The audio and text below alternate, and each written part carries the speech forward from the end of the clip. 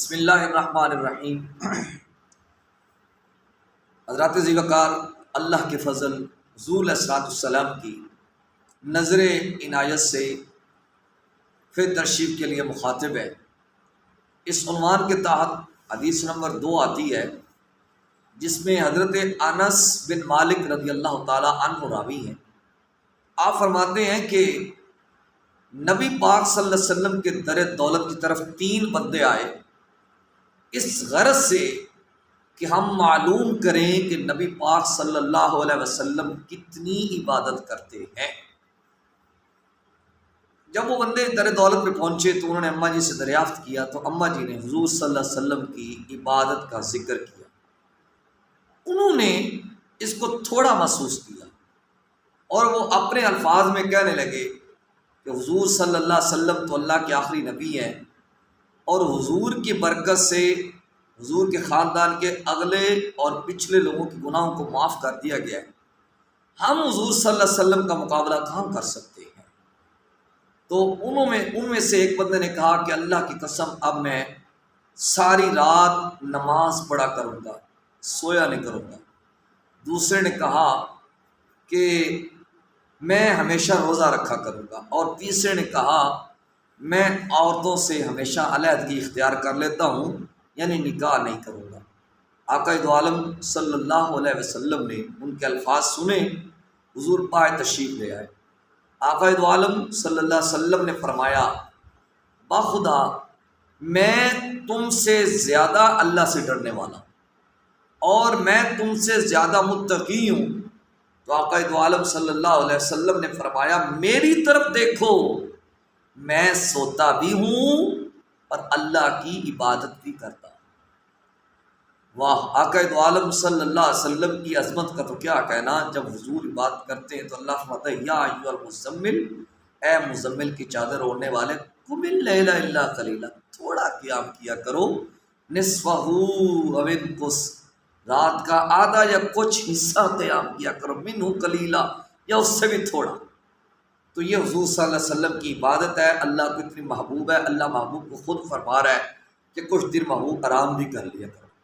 پھر آقا دو عالم صلی اللہ علیہ وسلم نے فرمایا، میری طرف دیکھو، میں روزے رکھتا بھی ہوں اور روزے افطار بھی کرتا ہوں۔ ویسے بھی ایک روزہ رکھنا، ایک چھوڑنا، یہ داؤد علیہ السلام کی سنت بھی ہے۔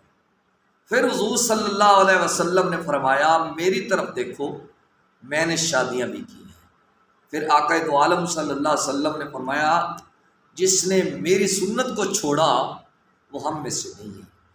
اب یہاں پہ سوال پیدا ہوتا ہے، میرا سوال کچھ خانقاہوں سے ہے جہاں پہ مجاور لوگ بیٹھے ہوئے ہیں۔ میں جو صحیح خانقاہیں ان کی بات نہیں کرتا، بڑی بڑی خانقاہیں ہیں، وہاں پہ دین کا کام ہو رہا ہے، ان کو رسول اللہ صلی اللہ علیہ وسلم کی شریعت کی تعلیمات دی جا رہی ہیں، دین کی تعلیمات سے ان کو راستہ پیراستہ کیا جا رہا ہے۔ لیکن بڑے بڑی خانقاہیں ہمیں ایسی بھی دیکھنے کو ملتی ہیں کہ وہاں پہ بڑے گدی نشین ہے، اس کی داڑھی نہیں ہے، اس سے خلفاء کی داڑھی نہیں ہے۔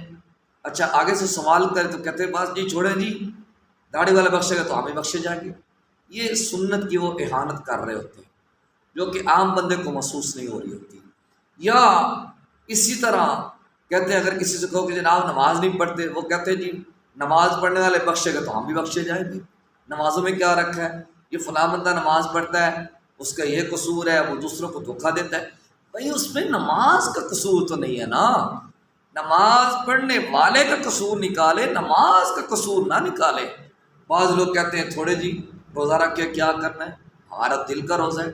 بھائی روزہ فرض ہے، جان بوجھ کے چھوڑنے والا کبیرہ گناہ کا مرتکب ہے۔ اسی طرح پیر صاحب بیٹھے ہیں، مرید بیٹھے ہیں، وہاں پہ سب کچھ ہو رہا ہے، لیکن جس کی وجہ سے ہو رہا ہے اس کا آستانہ اندھیروں سے بھرا پڑا ہوتا ہے، وہاں پہ باہر سرکس لگی ہوتی ہے، پتہ نہیں کیا کیا ہو رہا ہوتا ہے۔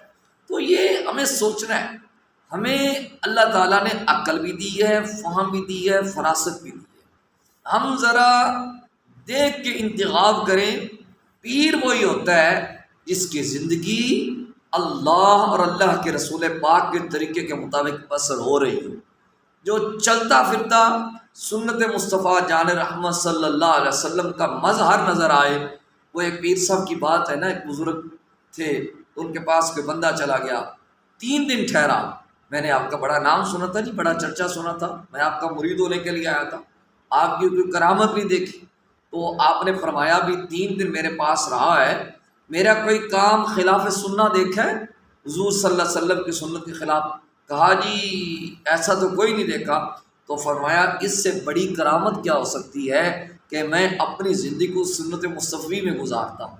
تو یہ معیار نہ بنائے کہ کرامتیں ہوں گی، پیر صاحب بڑی کرنی والے ہوں گے تو میں پھر اس کا مرید ہوں گا، نہیں، اس کی زندگی کو چیک کریں، اس کے طرز عمل کو چیک کریں کہ وہ اپنی زندگی سنت مصطفیٰ جان رحمت صلی اللہ علیہ وسلم میں گزارا ہے یا نہیں گزارا۔ اس لیے ہمارے کچھ نوجوان ہوتے ہیں، میں تو گھر میں ہی نماز پڑھ لیتا ہوں۔ بھائی جان بوجھ کے تم جماعت کے تارک ہو رہے ہو، واجب کے تارک ہو رہے ہو، کون سے تم تصوف میں جانا چاہتے ہو؟ جی مجھے مولویوں کا یہ حال ہے تو پھر میں تو بخشا ہی جاؤں گا۔ بھائی اس میں سب مولویوں کا قصور نہیں ہے۔ ہاں میں یہ بھی اشارہ کرتا ہوں ہمارے علماء میں بھی کچھ لوگ ہیں جن کا قصور ہے، جن کی تربیت نہیں ہے، جنہوں نے دین مصطفیٰ جان رحمت صلی اللہ علیہ وسلم کو نہایت نقصان پہنچایا ہے، لوگوں پر کفر کے فتوے لگائے ہیں، ان کی طرف ہم نہیں جاتے۔ لیکن جو اس میں سے صحیح ہیں ان کو تو آپ الگ نہ کریں، ان کو تو آپ ان لسٹ میں نہ لائیں۔ تو اس لیے یہ ہمارے سوچنے کی ضرورت ہے، ہم کس طرف جا رہے ہیں ہماری منزل نہیں ہے، ہماری منزل کہیں اور ہے۔